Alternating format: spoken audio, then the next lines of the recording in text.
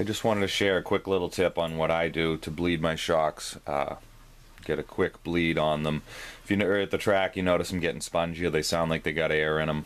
This saves a little bit of time and mess and gets you back out there quick. So I have this plastic syringe. I think I picked it up at West Marine for working on my boats with epoxies and resins, getting them in tight places. It's got this nice tapered needle tip to it. It fits right in the bleeder hole. You can even give it a bit of a turn and it locks into the threads and seals up nice. So I'm going to draw some oil, some shock oil, into the syringe.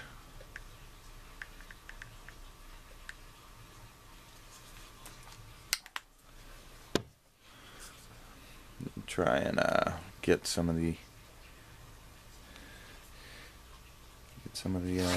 air out of there. Typically, how I start is compressing the shock fully right off the bat to get any air out of there that's in there.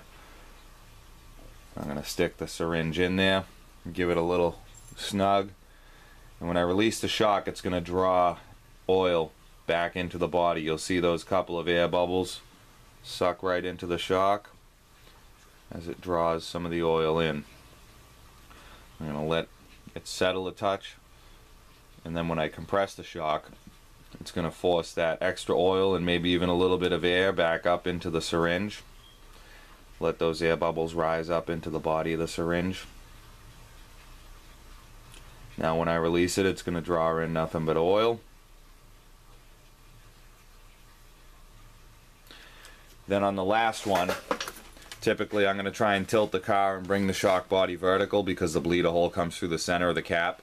So if it's at an angle, there's still a little pocket of air trapped up in the corner. So I'm going to bring this vertical as best possible and compress it again. You see another air bubble come up into the syringe. Maybe I'll release it and do one more cycle. Then I'll compress it again. So that should get most of the air out of there. Get a little dab of oil to wipe off.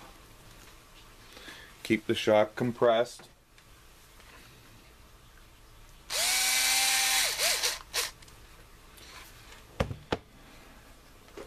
And like I said, I had taken the spring perches off here because they take up a little bit of space. So if you're looking to get zero rebound, you want to get the spring perches off there. That gives you that little bit of extra travel.